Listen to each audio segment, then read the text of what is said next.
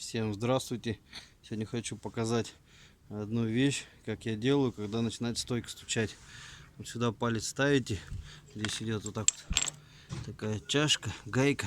Когда закручено, ставите палец, начинаете машину качать. Если сюда стук идет, значит опорный подшипник процентов 70. Откручиваете.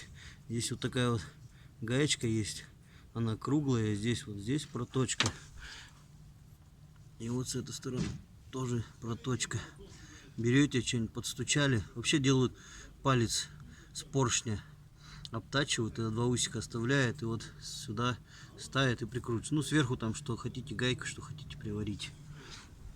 Вот берете, открутили, подтянули вот эту гайку, и все, стук по 100% не 100, наверное, 20-30 уйдет. Если сам здесь вот опорный подшипник не разбитый, то стук должен уйти. Вот так. Пользуйтесь, всем удачи. На СТО приедете, скажет сразу под замену.